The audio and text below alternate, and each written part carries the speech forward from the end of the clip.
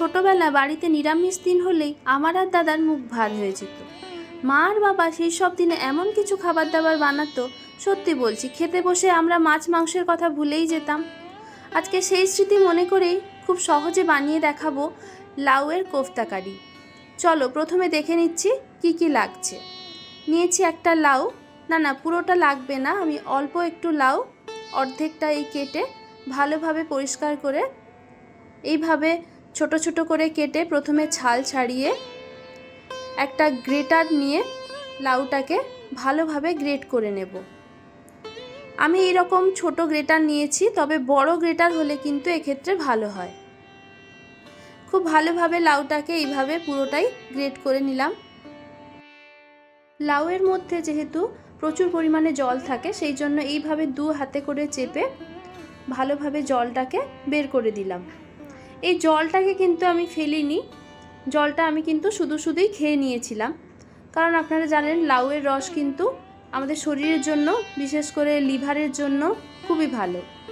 এরপর এতে দিয়ে দিচ্ছি 1 চামচ লবণ, পরিমাণ মতো হলুদের গুঁড়ো, ধনে গুঁড়ো, জিরে গুঁড়ো, কাশ্মীরি লঙ্কার গুঁড়ো।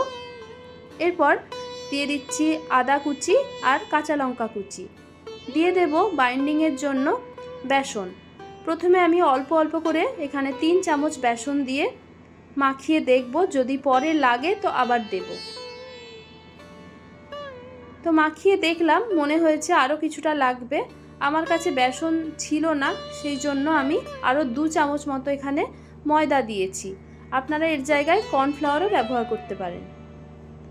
এইভাবে যখন দেখব যে ছোট ছোট মন্ড বানানো যাচ্ছে, তখন বুঝবো যে হয়ে গেছে।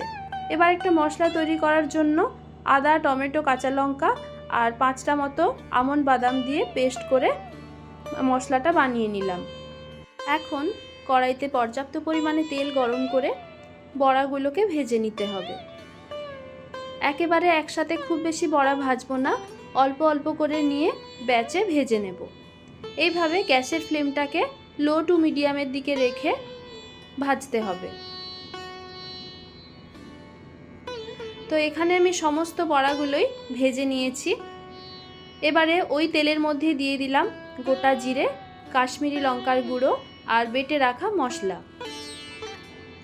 ব্লেন্ডিং জারটাকে ধুয়ে আরও কিছুটা জল দিয়ে ভালোভাবে মশলাটাকে মিশিয়ে নিয়ে স্বাদ অনুযায়ী লবণ, চিনি, ধনে গুঁড়ো, জিরে গুঁড়ো সব কিছু দিয়ে ভালোভাবে মশলাটাকে কষিয়ে নিয়ে এবার কিছুটা টক দই আমি এই 2 চামচের মতো ফেটিয়ে রেখেছিলাম, সেটা দিয়ে ভালোভাবে মিশিয়ে ঝোল ফুটে গেলে বড়াগুলোকে দিয়ে ভালোভাবে মিশিয়ে নেব। এবার এতে দিচ্ছি চেরা কাঁচা লঙ্কা, কসুরি মেথি আর সবশেষে দিয়ে দেব 1/2 চামচ ঘি। তৈরি হয়ে গেল দারুণ স্বাদের সম্পূর্ণ নিরামিষ লাউয়ের কোফতা কারি। আপনাদের বাড়িতেও কি নিরামিষ দিনের এমন কিছু পদ আছে যেটা খেলে মাছ মাংসের কথা মনেই পড়ে না? কমেন্টে কিন্তু আমাকে জানাতে একদমই ভুলবেন না। তাহলে আজকের মতো টাটা।